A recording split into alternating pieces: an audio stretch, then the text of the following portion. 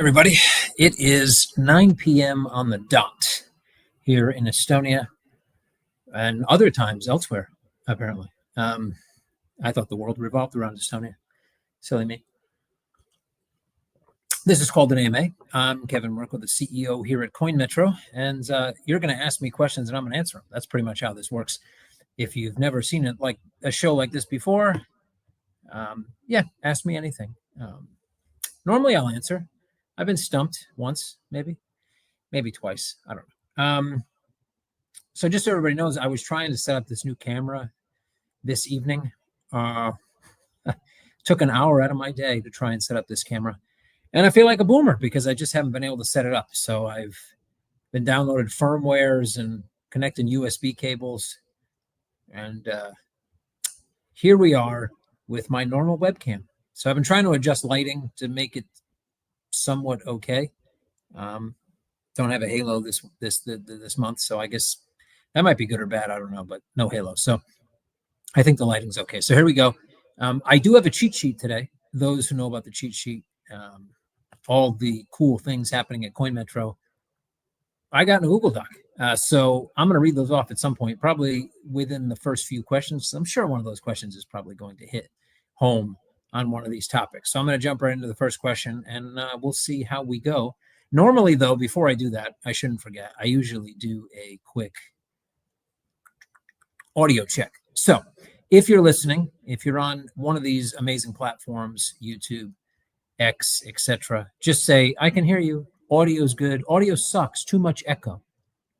Not that I'll fix it, but, just so I know more or less where we stand. Audio mic, all good. Okay, cool. So there we go. First question on the docket. If something looks too good to be true, this is from Rush Music, as you can see on the screen here. It probably is. What percentage chance do you think THT will actually make the leaderboard next to billion-dollar companies? How can their market cap still be what it is? Well, I'll take the last part of that question first. For those of you who don't know, Thought AI's marketing, social media, was managed by their CTO for years. Now, those that have been here long enough know that historically, not now, but historically, Coinmetro really hasn't been one to be able to toot its own horn on marketing. We're a lot better now than we used to be. In fact, I would say we're excelling in many areas. But back in the day, we faced some of the same challenges. I don't think we ever had our CTO doing marketing, though. We probably would have got canceled, to be honest, knowing our previous CTO. But suffice it to say that a small team, they were focused on the objective of building something amazing. And so they did next to no marketing. Now we're, 30 days away, 31 days away from finding out what their submission to ARC 2, this massive, contest between AI models is going to prove whether they've been working on something amazing, not so amazing, really good, not so really good, whatever, right? So that's going to be, I think, a major turning point for Thought in general, how they perform. Performing at all, I think, is going to be a big win. If they're able to compete at any level with any of the LLMs or other models currently available, the large language models currently available around the AI industry, well, then, yes, I'd agree. Their market cap, how could it possibly stay where it currently is? There was that movie, was it called The Field of Dreams? If you build it, they will come. Yeah, no, they won't. I've figured that one out in my adult life the hard way. You can build it. It can be amazing. And they're not going to come. But on the other side, you can build it and it can suck. And if you're good at, bringing in the crowds, they will come. And so I think the market cap is where it is because they focus more on building than anything else. Now time's going to come and tell whether or not what they've been building is worthy of the excitement that they've been brewing over the past few months in their social media channels. So, yeah, I agree with you. A lot of times in life, if something's too good to be true, it's too good to be true. But we haven't been at a moment yet for Thought to where they could truly prove themselves, but we're close to that now.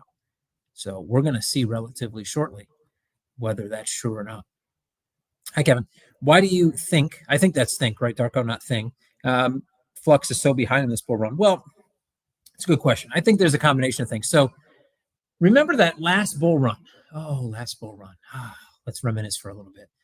I really liked last bull run. I was feeling amazing on a few levels. I have to say that now, though, like Coinmetro wise, I'm feeling a lot better. But my own portfolio was looking quite nice back last bull run. Last bull run. And so last bull run there was maybe maximum 10,000 assets across all asset classes in crypto. And you had the stereotypical Bitcoin pops, profits come out of Bitcoin, flow into Ethereum, Ethereum pops, smaller market cap, so pops even bigger, maybe percentage-wise than Bitcoin, depending on the cycle. Money flows from ETH back into alts, and kind of rising tide raises all ships type of deal, right? So there's millions. And when I don't mean 1 million or 2 or 3 or 4, I mean like 40 million assets now. There's probably 18 varieties of literally some asset called shitcoin, or in some other language or whatever. There's fat penguins. There's I don't know, crippled giraffes. There's all kinds of different assets that exist out there now. And it's not like it used to be. You don't get into your Uber, on a Friday night, and your Uber driver is trading charts and goes, bro, you really need to get into, pudgy penguins.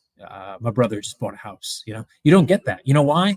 Because people jump in now to only who controls the narrative. Trump coin controlled the narrative earlier this year. A lot of people jumped into Trump coin. There's nobody really controlling the narrative right now. So in this current bull run, aside from Bitcoin, Ethereum, some oldies but goodies, people that put money into whatever token a couple bull runs ago, and because they're just recycling money back into the market, not necessarily new money coming in, they're just recycling back into the oldies but goodies. Now, Flux, I think, is in a position where a lot of assets are. They're doing really cool stuff, etc., but they can't get their voice above the noise. And because there's so many other assets, they're not able to get that inflow of capital that they normally would get, whether because that's flowing into ETFs now, or those profits are coming off of ETFs and flowing back into mutual funds or elsewhere and not flowing back into crypto, or simply because, well, there's too much noise. There's 45 million assets trying to gain a head up. In the long run, a business that has a token tied to infrastructure, that can be a utility token, Coinmetro, XM, yeah, or it can be some type of layer one or something intricately aligned with whatever ecosystem the underlying project or business built. In the long run, those are going to do well. Why are they going to do well? Well, if they have a business that becomes profitable and that business continues to operate, the vast majority of those 45 million or so assets aren't going to exist or be on anybody's radar in the weeks, months, years to come. And so I think in the long run, things like Flux are going to do quite well. It's going to be difficult, though, for any company right now that doesn't have their tokenomics intricately tied to growth, and they are, and they have to be growing, obviously, because your tokenomics can be tied to growth. If you're not growing, then your tokenomics aren't doing anything. So while we've seen a lot of points within, let's say, within the industry of growth, of retraction, of hardship, etc., while we're seeing a lot of really cool stuff happening, stuff we talked about for years, way back in 2017, that, man, what happens when this happens? What happens when we have those ETFs? What happens when we have a president or a prime minister or whatever, a regulatory body that actually believes in crypto? What happens when institutional money flows? What happens when blah, blah, blah? A lot of that stuff has happened, which is great. But with that comes, again, this exploding market that at some point needs to implode and leave what's actually valuable behind to flourish. And we're kind of within that little bubble right now. So Flux tokenomics, I think, are unique, comparatively speaking, to other similar projects doing similar things. They're building a lot of stuff. They have a really passionate CEO that's out there all the time talking about and getting views on opinions, etc., whether that be on X or elsewhere. So I think in the long run, they're going to do well. But this bull run is very much not a typical bull run. And we've talked about that a few times. And I'm sure we're going to talk about it again here over the next 50 minutes and 4 seconds. Yeah, come on, THT. Coinmetro owns a lot of THT. I own a pretty good amount of THT. I'm waiting. I'm patient. Still patient. We'll continue to be patient, but would like to be less patient if possible. So that's why, on X, I asked when submission. Can you imagine playing devil's advocate here? That like there's like a fat finger at like a 11:59:59, and it doesn't make it in time. But when tested after the fact, it like beats every LLM. Oh man, come on, Andrew, don't fat finger this one, buddy. Kevin, is that Kevin? Is that how I pronounce that? Please save us. I'm trying, man. I'm doing my best to save you and myself for that matter. So saving you means saving me. So means saving us. It seems like we're getting pretty biblical here. Greetings, Kev. How are you doing? Long time no see. What have you been up to? Hey, Monkey Biscuits. I've been doing this. This is me. I've been talking to cameras and answering questions. That's what I do. I've been talking to regulators. That's going to lead in maybe to my cheat sheet here. Been seeing amazing things. I've always, look, as a business owner, outwardly, you got to be optimistic. Can you imagine me coming on one of these shows and being like, well, it's all shit, folks, and it's all over, and I don't know what to tell you, so hopefully you come here next month. I mean, I guess if I had to say that, that's what I'd be saying. But in terms of, you're a business owner, you need to project the best you can for your business. That's the job. But in reality, I've always been, I wouldn't say I'm an optimist or a pessimist. I tend to be a realist, though I do kind of push towards the optimist side. I kind of feel that if you focus on the positive, eventually that's what you're going to attract. Things will become positive. And at least in my life, I've seen that come to fruition. So I've always been a positive person as an adult. I can't really say 20, 30 years ago whether that was the case, but now that's generally the case, right? So, but what I see now on tech, on delivery, on our ability to push out messaging, on the marketing, on the advertising, in all aspects of what this business is. So yes, we're a fintech business. So there's a lot of fin, that's finance, tech, right? So we're fin and tech, but behind that, we're a customer support marketing business. We got to market to get new customers. We got to support you well to keep you, right? That's how it works. We've pretty much always been good at the support, I think. Yeah, there's been hiccups here or there, but we're not perfect. No one's going to be perfect, but we've been really good at that. But over the course, there's been times where we've been really good at certain things and not good at others. And it's always been a yin and yang, like, oh man, this is so amazing, but oh, this is so amazing. And now I got to tell you, we're more yin than yang, or more yang than yin. I don't know which one's the good one. I have no idea, actually. I don't even think if one is good or bad. I don't know. Anyway, point is that we're more on the good side than the bad side, whatever case that may be. So has nothing to do with your question, by the way, but I like to go off on tangents sometime. Hey man, how you doing? Was that Cadena UK? Big up to Cadena UK. Nice to see you guys here. Why did you stop posting blogs? I found those some of the best in crypto, real value. I don't know if we've stopped posting blogs. We took a pause, to gather our thoughts, create better content, not just use AI to say, dude, what kind of blog should we post out this week? They're coming back for sure. But appreciate that. Anybody writing those blogs is going to be happy now that they heard this. So I'll make sure I pass it on to the right people. Audio mic, all good. That's good.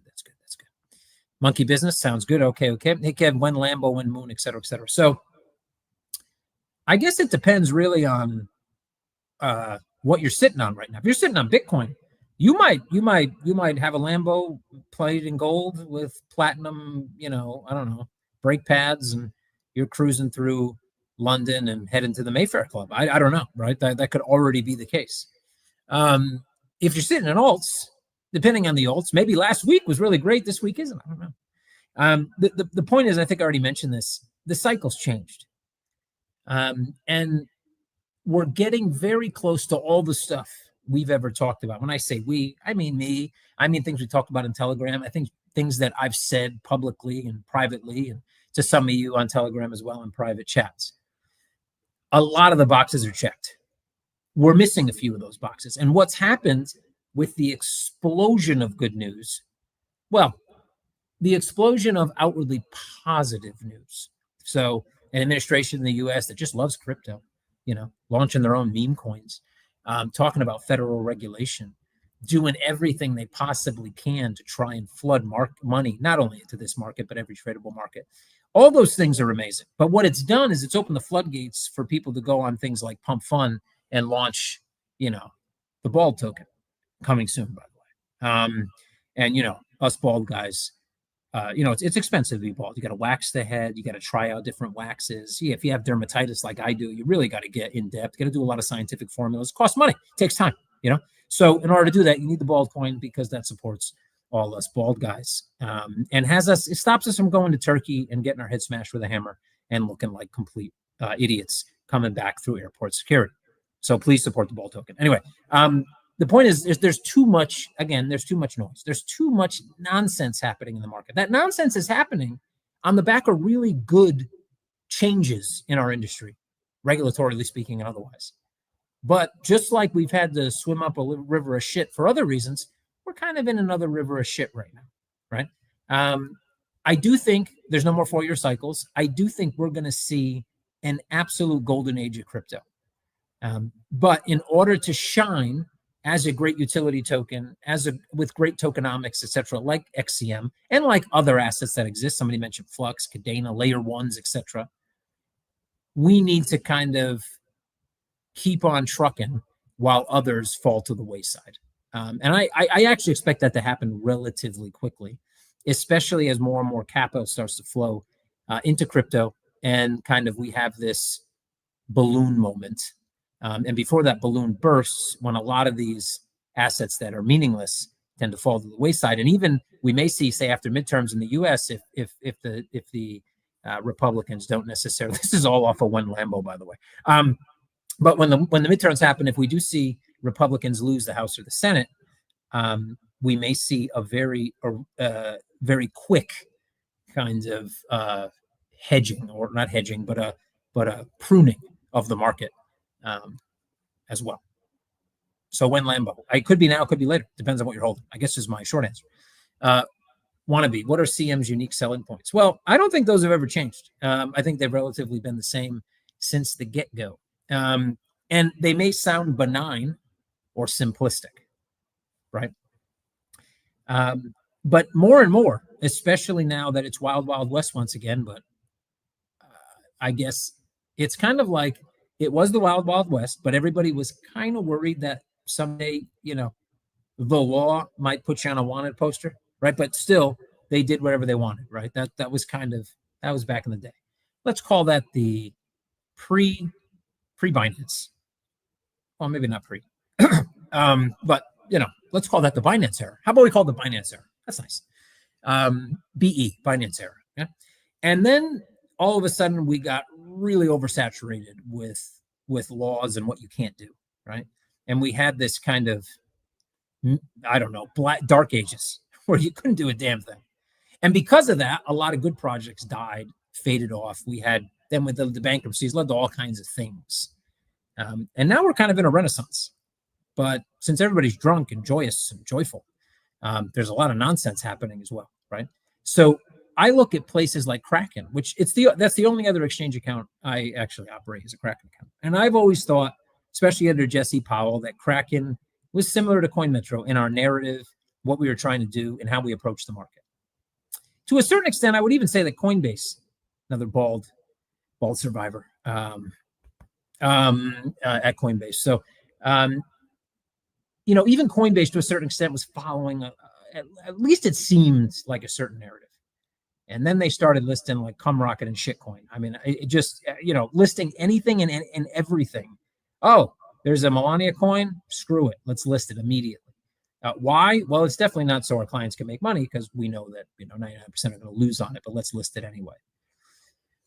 And, I get the business aspect of that, but at the same time, I think people get tired of things like that. They get tired of companies just doing whatever because they can.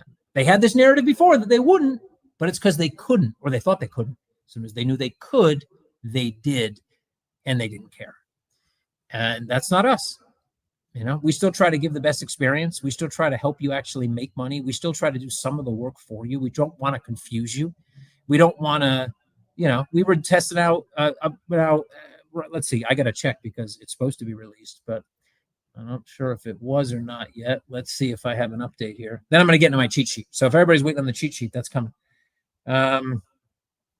Anyway, if it hasn't been released, it's coming, and it's coming maybe tomorrow morning at this point, but we'll see. And that's DCA, new swap, and DCA, dollar cost averaging. And that's going to be on the back of a few other products and services that are coming along to make the experience with Coinmetro even easier. When we were doing research on similar products, we were really surprised. I was to find out that places like Kraken charge 5% and above for the same journey. Hidden, or a little bit hidden. I don't want to say it's hidden, but it's hard to find. You ever try to find PayPal's phone number? I don't know how it is, but now, because I haven't used PayPal in years, but when I used PayPal back in the day, let me tell you, to find their phone number, you needed a PhD, probably 2, and you needed to speak at least 7 languages fluently, because if not, you weren't finding that phone number. That's kind of how I look at now some of the things around crypto. It's too convoluted. So we're just different. I think we actually want you to succeed. Of course, we need to make money. We're a business, and we make mistakes just like every business does. But when it comes to customer support, user experience, etc., par on par with anyone else, I don't think anybody touches us. And I think that's not the only difference, but I think that is a major difference. And while people may not vocalize that need or that want, they quickly understand that want or that need after a month, 2 months, 3 months, 6 months, 2 days, whatever, of dealing with the competition. Current thoughts on Lithium? Is it over? I think it's a similar boat to Flux, etc. The good thing about a layer 1, if the layer 1 is done well and it's got support behind it, even if that support is small now but can balloon over time, it should be able to maintain its business. And it should be able to grow until it finds that niche, until the market prunes some of the nonsense away. And same thing I've said for Cardano over the years, Lithium, same thing. There's a lot of layer 1s. There's going to be a lot of layer 1s. There's going to continuously be a lot of layer 1s. I was having a conversation yesterday, day before, internally about pricing in general, right? And this is not necessarily about pricing, but for years, man, when I was in FX and other markets, I used to think, well, you know what people really care about? Pricing. You know why I thought that? Because I cared about it. But I wasn't your normal retail user by the time I cared about it. I was somewhere above that, maybe not, the most institutional user either, but I definitely wasn't your run-of-the-mill retail user. But I thought that's what they wanted, even though that's not what I necessarily asked for immediately when I was a retail user. Anyway. Point is that you need to build things. Sometimes it's hard to build something and focus on something because you have to step out of your own shoes and look to see what the people using your system want. If you try to solve all problems for everyone, you are probably not going to succeed.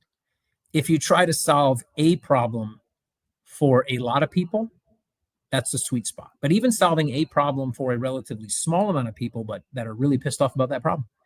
So, take your layer 1. Don't be an Ethereum killer or whatever. Don't talk about how you can revolutionize every industry. Find something you can fix and fix it. But even before you have that aha moment, if you have a layer 1, it functions.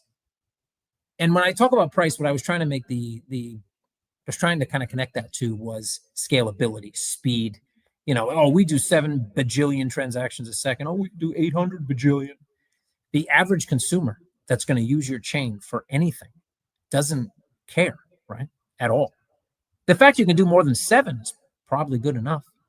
Whether they want to use it for payments, whether they want to use it for the fact you can do so much more than someone else isn't really a selling point unless you're telling them exactly what problem you're solving. And speed is a great tool, but doesn't tell me what exactly you're going to make easier for me, because it's just a big number. And I think that's where a lot of companies, I'm not saying a Lithium specifically, I'm just saying that a lot of companies fall off on that point. And I do think they can do well. It's about finding their niche. Thanks for the AMA. Well, thank you, Sean. I appreciate that. So What's the possibility? This is from Cadena UK. Okay, great. What's the possibility of listing new projects like TG Metrics, Great InfoFI? I probably should know what that means. Maybe it doesn't mean anything. Maybe it's a typo. On Solana. Listings are going to come back. Specific listings, that's Alec, man. You got to pester Alec. I like having to. I like being able to throw, the things at other people. But yeah, you got to pester Alec about that one. But listings are definitely coming back. Look, on that note, because I think I'm about halfway through the questions, I'm going to jump into my cheat sheet. You ready? I don't know. I'm ready.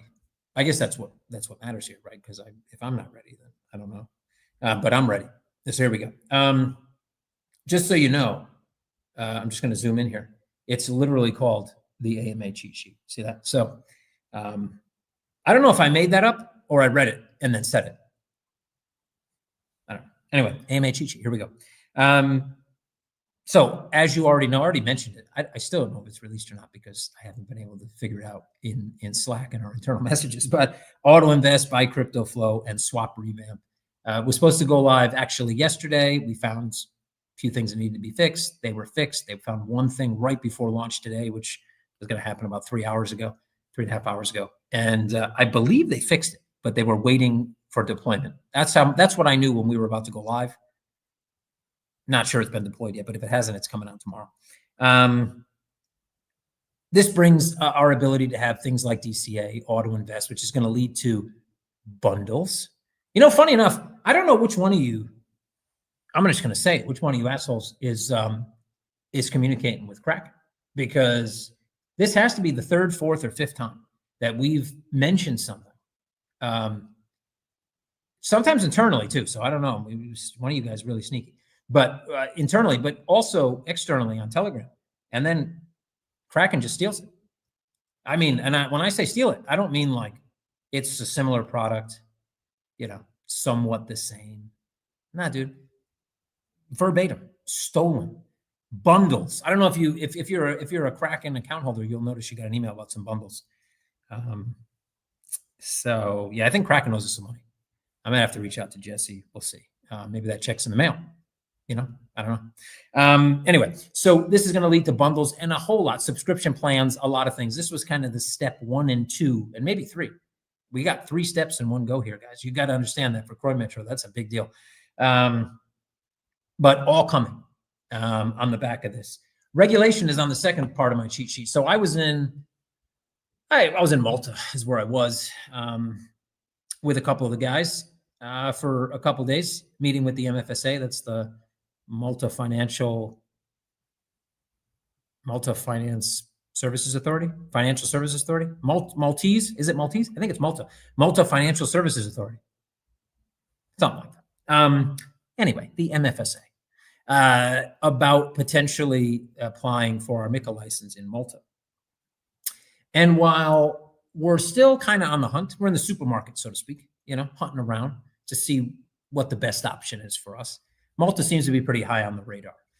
They have a pretty unique approach in that they will go through a preliminary approval, which is a bit faster, well, actually much faster, and allow you time to check off all the boxes so that you can get your business started and, well, bring some revenue to Malta, right?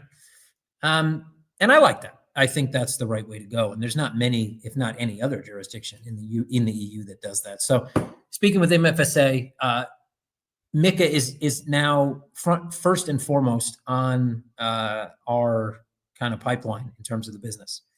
In my fundraising, I've seen and I've heard a lot of people asking about MiCA.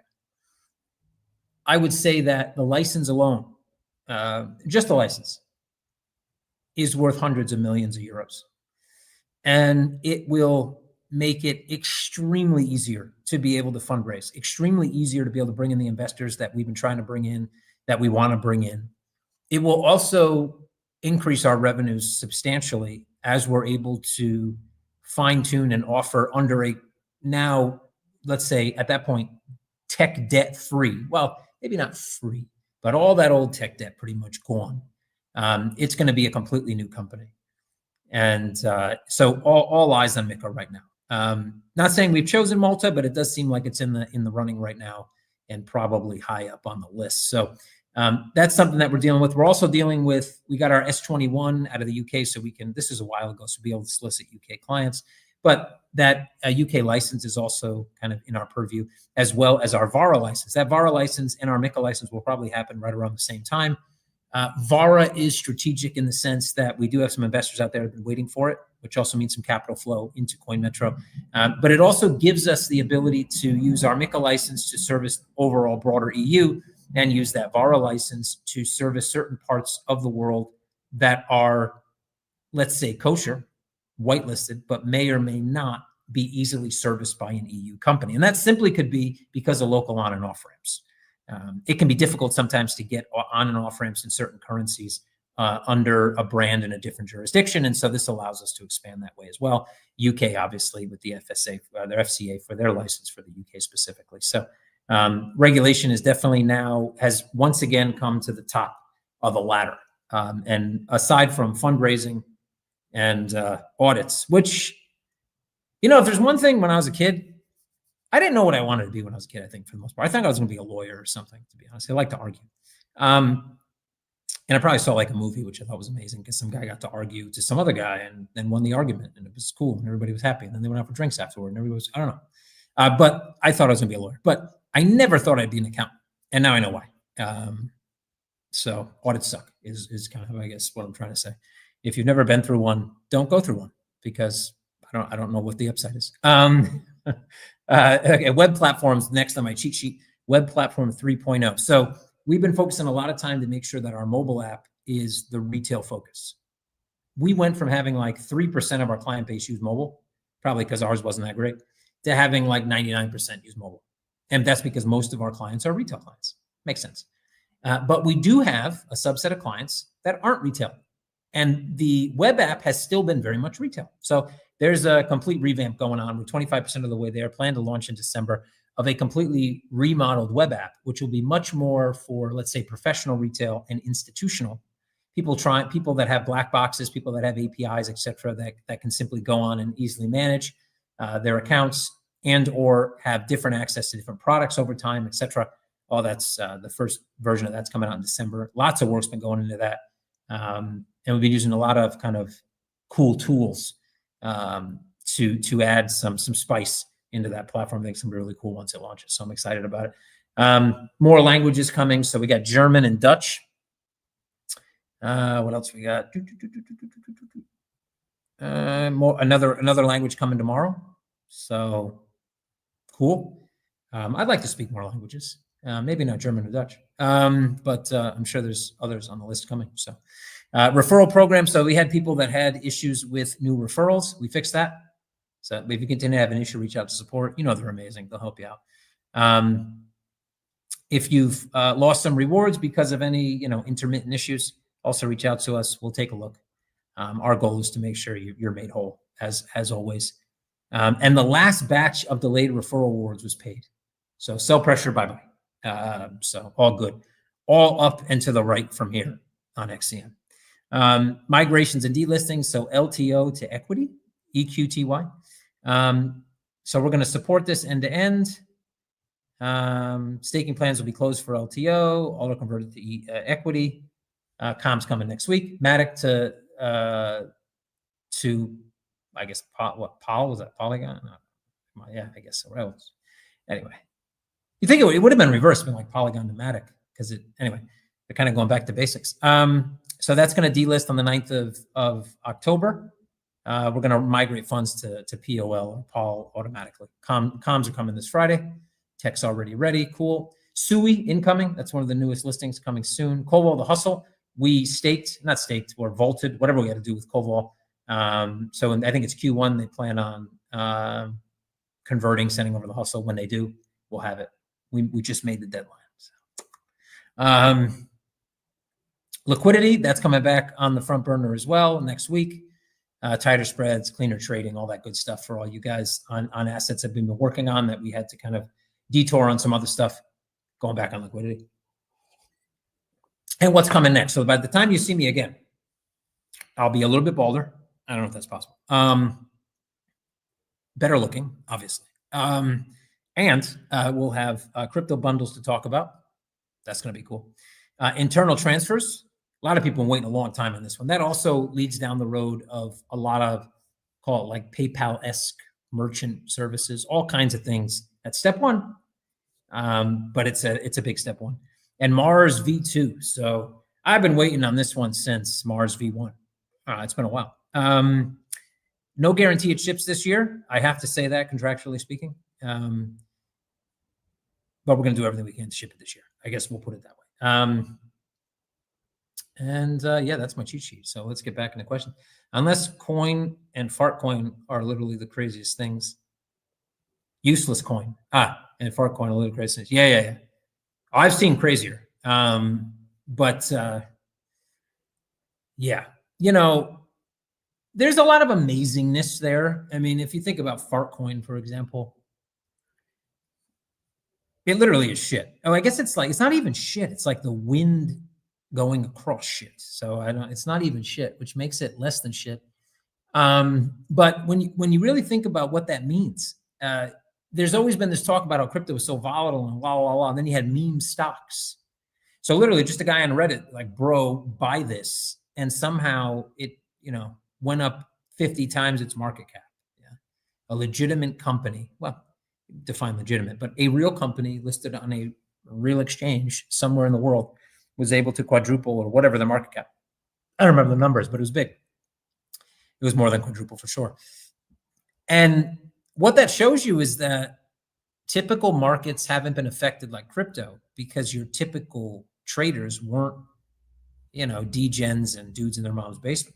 But as soon as we open that door, we can see that even the most sophisticated markets are actually not that sophisticated. And while that carries some good and bad connotations, most of that, I think, is not a good or bad. It's just amazing. It's interesting. It's interesting to see that it's not about how structured markets are. It's almost like the structure of the market stops people from getting in and maintains a certain amount of control. But once that was eroded, markets are fragile, markets are volatile. And so, yeah, so Farcoin in that way, it kind of just shows that it's not just about degens and idiots trading crypto. It's more about the public's ability to create value off of anything they want and actually create value where no value existed. That's really cool. So I got to tip my hat on that one. But yeah, I wouldn't list Farcoin. But anyway, is the bull run and out season delayed for a few months? Am I going to have to go back to pushing carts? Hey, it's my mom. I didn't know you were pushing carts, Mom. That's terrible. But good exercise though. So that's good on you. Good on you. I don't think it's necessarily delayed. I think it's changed. I think that's the key, that it has changed. Cycles have changed, and we're in the midst of that change right now. So we are definitely in a stereotypical bull run. What's not stereotypical about it is the fact that there's 45 million fucking assets. That's what's not typical about it. But outside of that, it's Bitcoin went up, Bitcoin fell down, Bitcoin went up, Ethereum went up. All coins have gone up, are continuing to go up, starting to go up. We're in October. Now, in most previous bull run Q4s, October is kind of the pivot month. November, I think there is something they say for November too. It's not November because that'd be stupid, but I don't remember what it is. But November is actually stereotypically better, and December is kind of a carry on November. So we're smack dab in there, man. There's just too many assets for them all to go up. That's the change. Spill some beans on Mika, please. Blink once if okay. I blinked once. Oh, see, now I blinked twice. We're good. We're good on Mika, man. If there's one thing we know, it's regulatory. And yeah, we're good. We're good on that side. And I expect to have news on that. I'd love to have news before the end of the year, but if I put on my don't overpromise and underdeliver hat, which I've I've had made over the years here. It's a humble hat. It's got a piece of pie on it. Then I would say Q1, but we're gonna give it a shot. Flux Twitter just been hacked. What's up with? I think was it Bino? Was it BNB? Somebody got hacked. BNB Twitter or something. I saw CZ posting like somebody stole 13K and then he was going to go to their house and slap them up a little bit and it wasn't worth it or something. I don't know. I'm sure they'll gain access back. I guess the good thing is we know it's been hacked, right? That's the positive news. For some reason, I can't select. Oh, Jesus.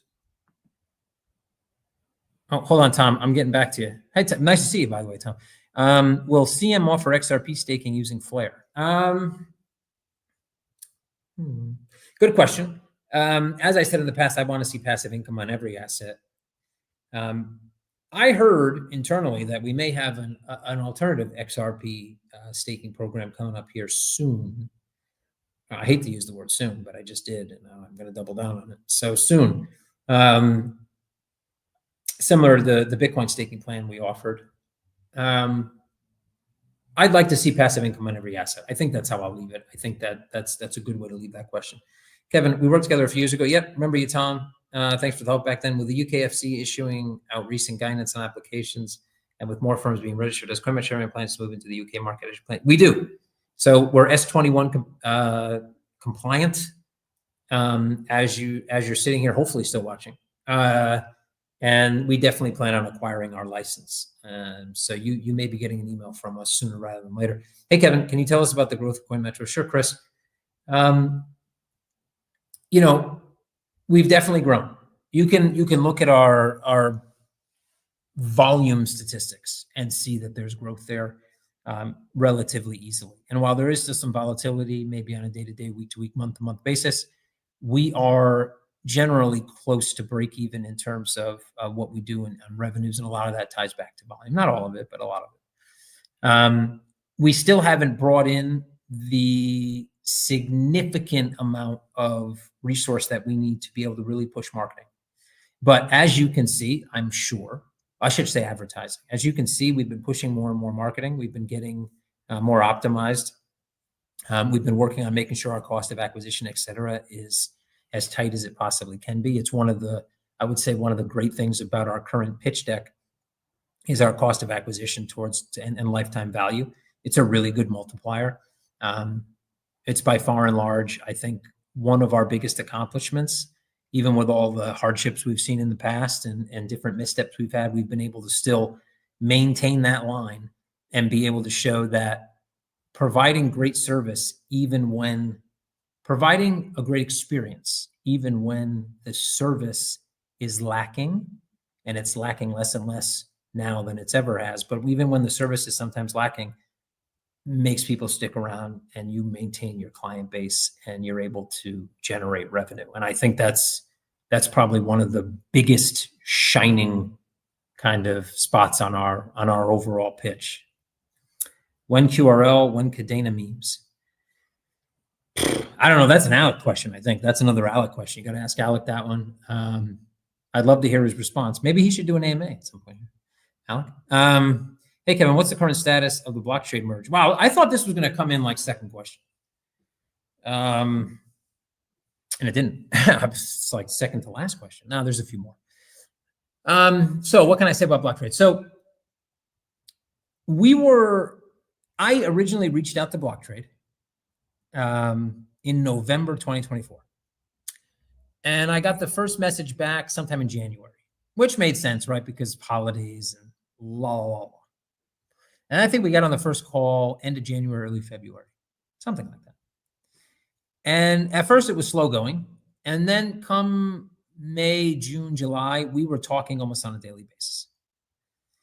And partially because I was traveling, went to go see some regulators over here and then came back to Estonia for a bit, and et cetera, et cetera. The communication's fallen off a bit.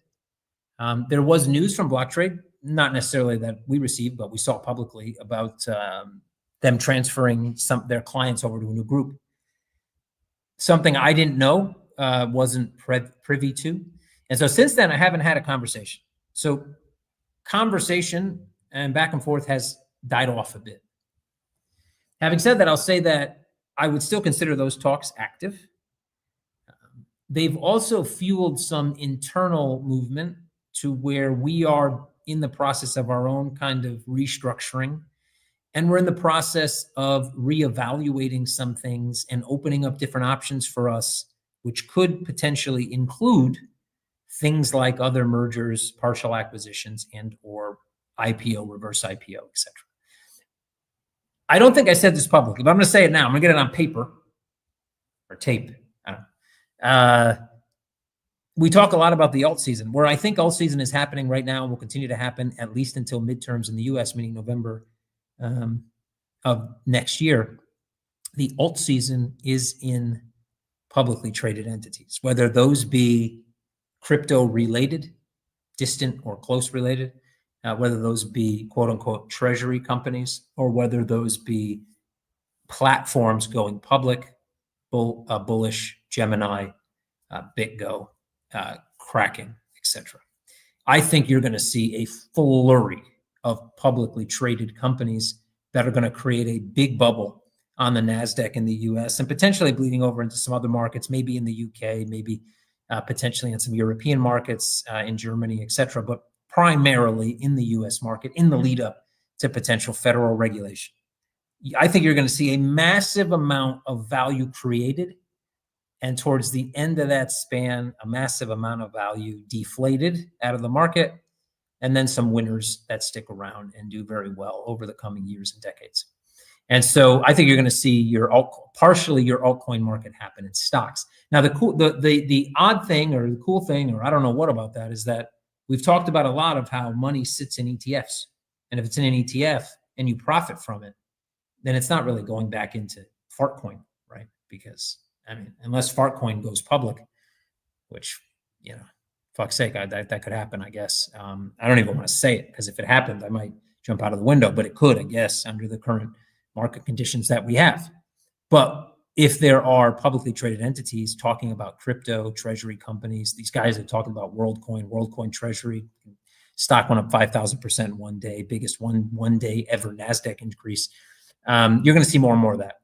And the money from ETFs can flow into those relatively easily. So get ready for that. The alternative altcoin market, again, might change completely come November, depending on what midterms look like in the US. Coinmetro, a tier 1 exchange soon in the top 10. How will it be possible? Well, I think in these type of things, what you need to do is step back from analyzing history, because I'm not saying analyzing the past isn't a good way to have an idea of what may happen in the future. A lot of data. Data's good. You can use that data to predict, not predict, whatever. But anytime you've ever seen, a big up and to the right on any chart in any market, it's been not there and then it's there. And there's always a catalyst, right? And that catalyst could be something that has nothing to do with that company, that ticker, that asset. Could have everything to do with that company, that ticker, that asset. You can think of history in a tradable asset. And I understand that our stock isn't tradable. And XCM, I'll be the first to tell you that it's not stock and that it doesn't necessarily trade against the value of the company. But the perception of any utility token on an exchange is the value of the company. We all know that. I think we all know that. And so if you really zoom out, and of course we had our, floor and all this stuff, but if you really zoom out, it's, still a relatively narrow field, maybe not in percentage wise currently, but in price. And we haven't seen that breakout moment. And this whole time we've been building and building and building and building and building and building and building and building. Once that breakout happens, the snowball can happen very, very fast. And there's a lot of comparisons to that, maybe, in crypto for sure, but also outside of crypto, et cetera, business in general. Things that seem like an overnight success when in reality they could have been there 10 or 20 years. The overnight success because you never heard of it until yesterday, and today it's big. And so I think it's very possible we get into the top 10. I've always thought that. Of course, to get in the top 10, you got to get in the top 200, 150, 30, et cetera. But as said, we do a lot of things right. And historically, there's been a few things we haven't done right. And we've been correcting that. And we are almost at the point now where everything's being done right. where all the stuff we talked about, all the timing, all the different things that need to happen on the regulatory front, on the perception front, on the banking front, they're all happening. They're all happening.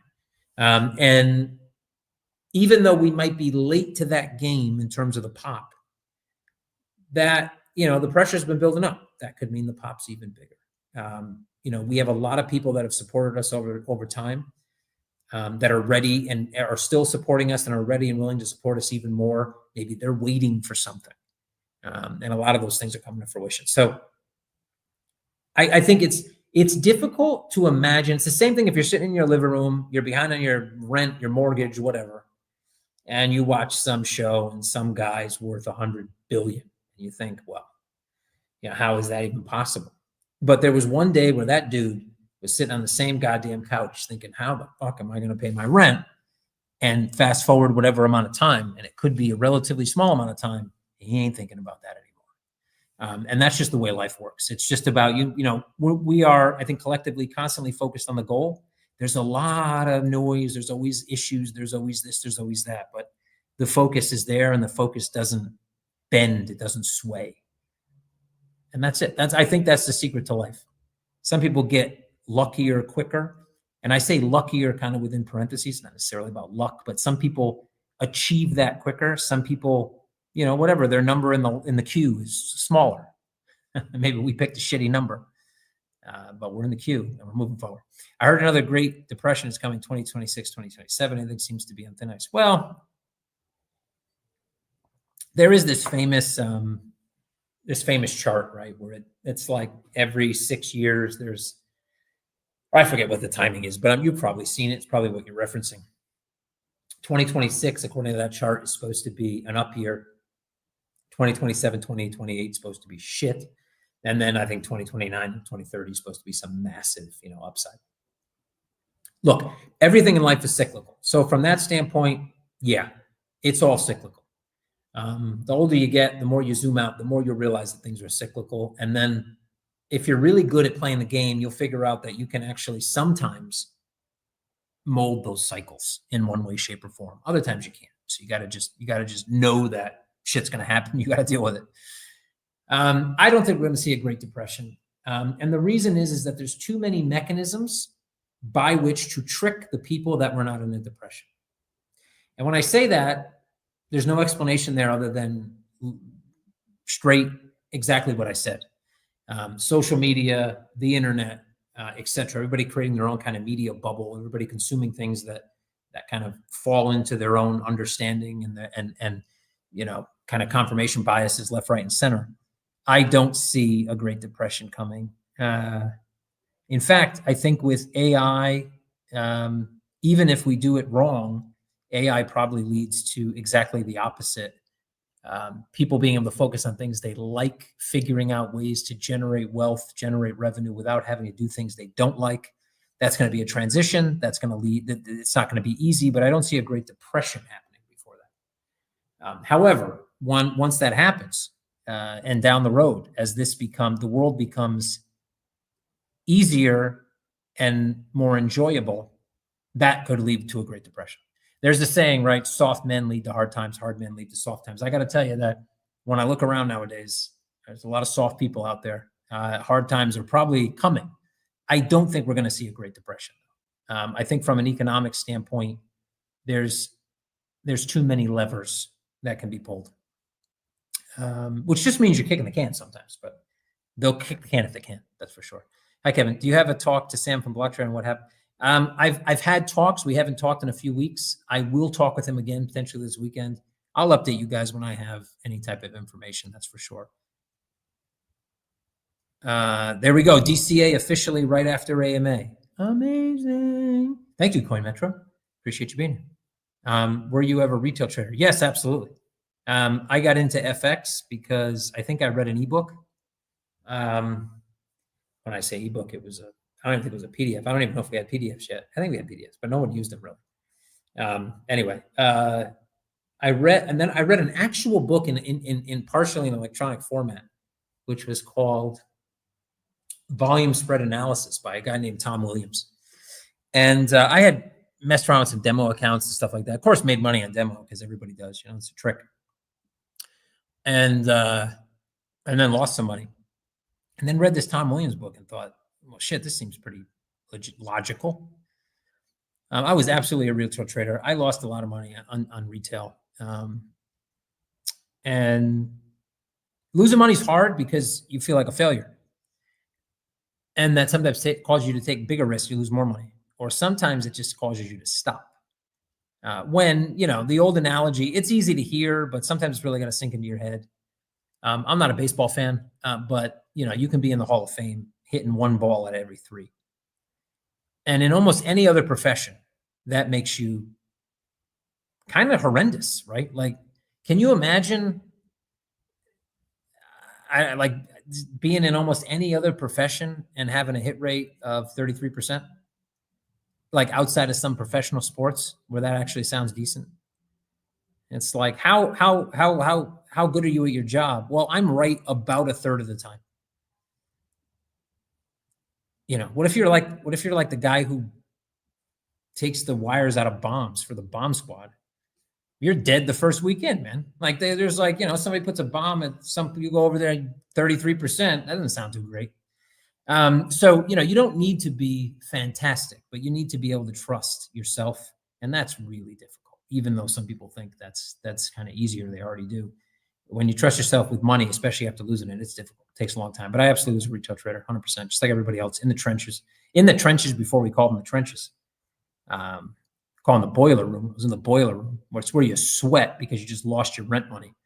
And you need to like 100x just to, eat tomorrow. It's hot in here when that happens. Hey, Kevin, hope you're good.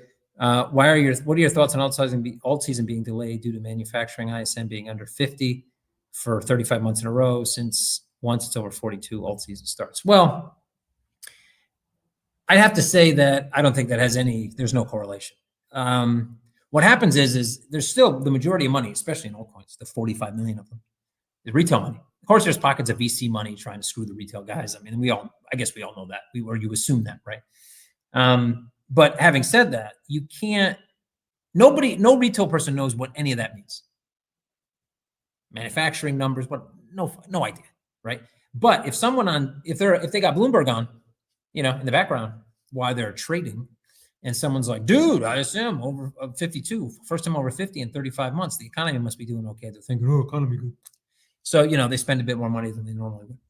I think in general, the reason why we're not seeing an alt season across the board is because there's too many assets. There's not enough capital in crypto to be able to create an alt season, stereotypically what we've known as an alt season. It's as simple as that. Canadian police stole my money I had on TradeOrg. How do I get it back? What are your thoughts on the process? Well, I'm not Canadian. Okay. I had to throw that in there. I'm sorry, man. Not all Canadians say A, just to throw that out there. But, some of them do. So funny anecdote, I lived in Toronto for a bit of time at some point in my life. And I always used to hear, there used to be like this kind of meme before there was a meme about Canadian people being too nice. And I was driving, I had a really bad trading day. Actually, I was a retail trader and I lost some money and I was upset. And my ex-wife sent me to the donut shop to get donuts because, what do you do when you're upset? You eat sugar and get fat. That's how it works. And so I got in the car. I was super upset. Somebody stopped at a red light, like you're supposed to, I guess, in Canada. And I hit him, slammed right in the back of the car. And it's my fault entirely, 100%. But I wasn't thinking that at the time. I thought, how dare this asshole stop at a red light? I mean, the audacity, right? What's wrong with you? And I got out of the car and I must have had a face. I mean, it must have been a pretty good face. I can't recreate it now, but it must have been pretty good. And this guy got out of the car, walked over, looked at his bumper, which was affected. I mean, it wasn't falling off, but it was affected. My car, not so much. Looked down and said, looks like everything's good here, eh? Are you all right? Yeah, well, have a good day. I think we're good. And got back in his car. He apologized to me. And I was dumbfounded, like literally. I floored it. But I like the Canadians. Anyway, it's a long anecdote. And I don't mean to take light off of your story because that sucks. I don't think Canadian police stole your money. But the process I know that I read about this, that they seized money because they assumed some fraud, or someone was convicted of fraud. I don't know the exact story. They assumed it, so they seized the assets. There's absolutely going to be a process. I assume you have like an ombudsman or something in the province where you live. That would be the regulator, essentially. That would be the first place I would stop, because going directly to the Royal Canadian Mounted Police or whatever, they're not going to know even where to guide you, etc. So that if those funds were frozen, it was because they had some warrant that allowed them to do so. If they had a warrant, I'm sure the regulator already knows about it. I would go to the regulator. Unfortunately, it's probably going to take a lot of time to get those funds back, but you should get them back. I doubt the police are going to steal from them. Could the bull run potentially extend to mid-2026? As said, I think the cycle's completely changed. So I do think we're going to see bullish activity longer than the stereotypical 4-year cycle, but not necessarily on all assets. How far is social mimic trading out? Good question. Wasn't in my cheat sheet. So I would say, just off the top of my head, don't hold me to this. This is a guesstimate. That we're talking about probably Q2 into Q3 would be that would be next year. Because if we think about new swap, DCA, bundles, you can see where this is building up towards something like, I created a bumble.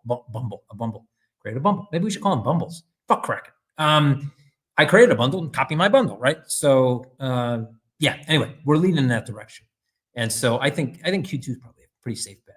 I might get destroyed for this later, but hopefully that's a pretty good guesstimate. Can you give some examples on Kraken stealing ideas products? Well, bundles is one. I've said it. Bundles. There's been other things. Off the top of my head, I'm gonna have to think about it now, and I'm not gonna give you the answer right now. But I'll come back in Telegram. There's definitely been others that have been discussed, some that we've done, not done, talked about doing, etc. That literally within like a couple of days, Kraken is doing.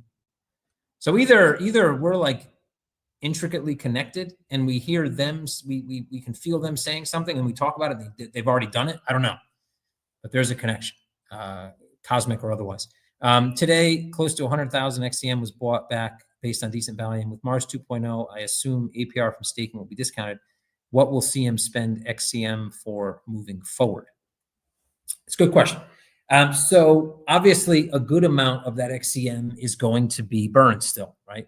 Instead of 50%, it's going to be 33%, up to 66%, depending on the gamification. So actually, depending on how much volume flows through those different pairs on the exchange, we could be burning up to 66. Well, we could be burning 33% and giving away another 33%, right? So maybe not burning, but essentially not coming to treasury versus the 50% that's coming now would be 33%. I think that over time with subscription plans and building out more utility to the token, it's going to be about giving back to the community to fuel usage of the token. I think in general is really where that XCM is going to go. Late to the party, just want to say hello. Looking forward to all the good things that are happening. Thanks, Debbie. I missed you. I usually you're pretty quick into the group. Nice to see you though. I'm 3 minutes over, so I'm glad I got to see you before I exit. Hey, Victor, Paperclip. Saludos. Yep, nice to see you. I think I got through all the questions. We're an hour and 3 minutes and 24 seconds in. I made it. Did the cheat sheet. Answered at least a couple questions decently. I think I can pat myself on the back for that. Hopefully everybody had a good time. Got your questions in. Oh, hold on. Do you think? I do think on occasion, yeah. On Thursdays, Thursday's a thinking day. I think generally speaking, Tuesday, Wednesday, and Thursday are my thinking days.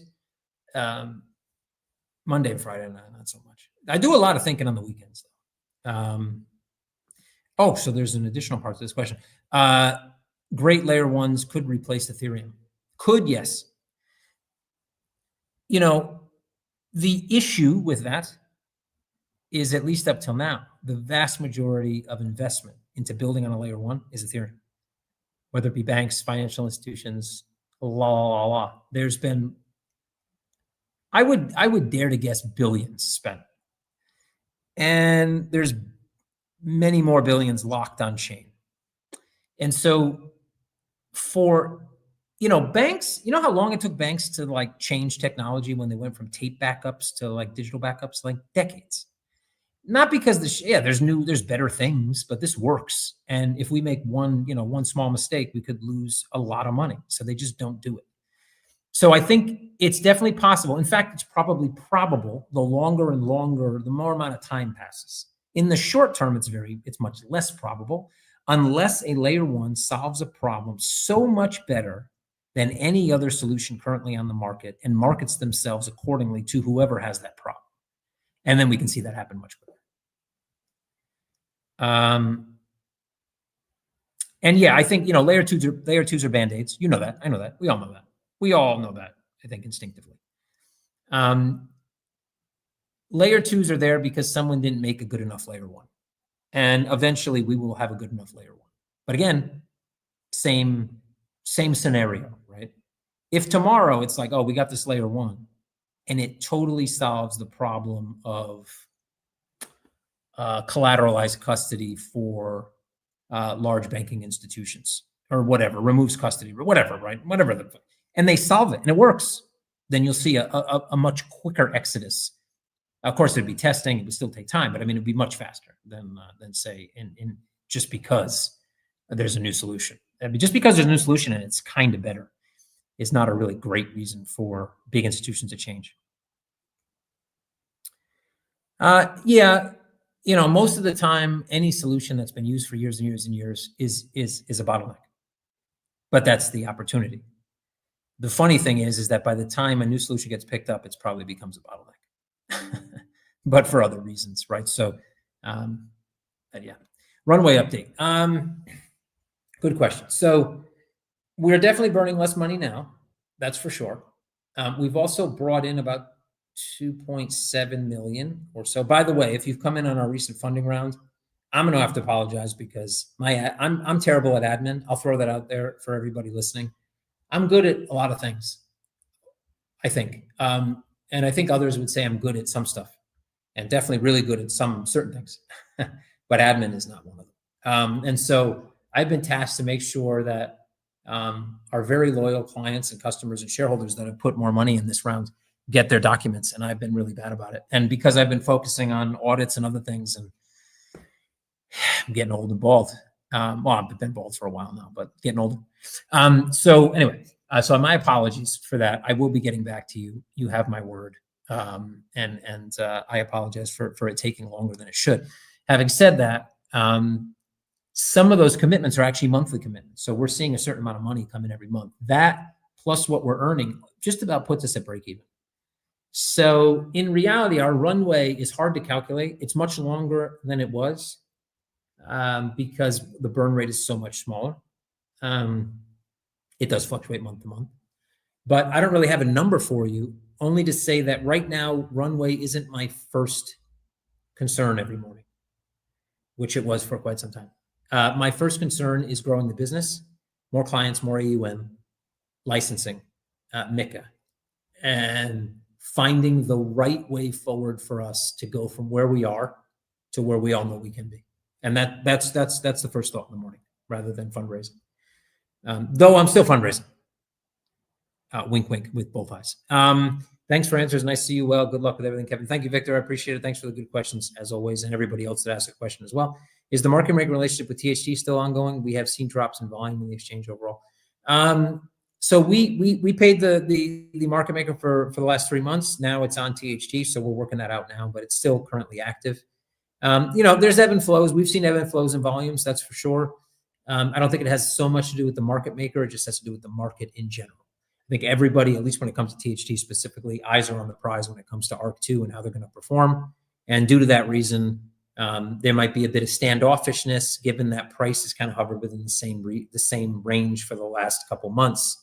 At least that's speculative on my part. I think people are waiting. It's a let's say they bought the news and now they're waiting for the fact. In this case, though, I do think, depending on what that fact is, there'll be a lot of buying after the fact as well. But you're right to say that volumes have dipped a little bit, but I do think that's just because people are waiting. People are worried about fiat printing, but what about all what Tether is doing without any credible audits? Couldn't it be the reason for the next big crypto crash? Look, I'm not a fan of Tether. Never been, never happened. I think I've made that clear over the years. Having said that, a company, they make per year in revenue roughly what, 5-6% of the overall amount of Tether that's available on the market. I'd have to say at this point, they may have exotic paper. I guarantee you they have some exotic paper. We know publicly they have exotic paper. They're 1-to-1, and they're over 1-to-1. I'm fairly certain, but there was a good amount of time there they were not. That's for sure. But they definitely are now. And I think, I know that there's this assumption that they print out of thin air. I don't think that's the case. Look, any big institution coming into crypto with any fiat is going to want to come in and hold money on the sidelines in a digital stablecoin. They're going to want to do that because they want to be able to get in and out of the market with whatever ease they can. And that's probably going to be Tether for the most part. And that's why you're seeing billions printed, because that is simply a fund, that is a exchange, whatever. Exchange gets Binance gets $1 billion in USD deposited from credit cards, whatever the case may be, and they convert it into USDT. It makes sense. And so, yeah, I'm not a big fan, but I don't think they're printing out of thin air now, today. Yesterday, well, hey, Kevin, good to see you. I'm glad you and the team are still being awesome, and even better things on the way. We hope to talk soon. Things are exciting. Thank you, Alexander. We definitely will talk. I know we were supposed to talk sometime back in the day about your project. Sorry for not getting that together, but let's do that pretty soon. Thank you, Victor. Yep, absolutely. Working towards that €1 party. This is the last. This is it. So is Tether already too big to fail? I don't think Tether's too big to fail, but I don't think they'll fail. They will find a way. Trust me, if you have a company making $8 billion a year, you're going to find a way. As simple as that. Anyway, guys, that's it for me. Thank you so much for the great questions. Thank you so much for being here. Coinmetro is an awesome business. It's in an awesome place. And we got a few things we need to tie up, but we're tying them up. Thanks to everybody on the team. I'd give a shout out to everybody, but I'd forget 1 or 2 names, and I'd feel really bad. But shout out to the entire team. I can see everybody doing everything they can to make sure that we get where everybody knows we can be. And I love you all for it. Love all you guys. Have a great Thursday. Have a great Friday. Have a great weekend. I will pop into Telegram. You can always DM me on Telegram at Kevin Murcko. You can tweet me, X me. I don't know what you're supposed to say anymore. On X at Kevin Murcko. I'm pretty much Kevin Murcko everywhere. Make sure you check. It's Kevin Murcko. It's not Kevin. It's not Kevin 2. It's not Kevin Murcko with 2 E's. Make sure you find the right guy and chat me up. I'm always willing to have a chat. Thanks for all the support. Cheers, everybody.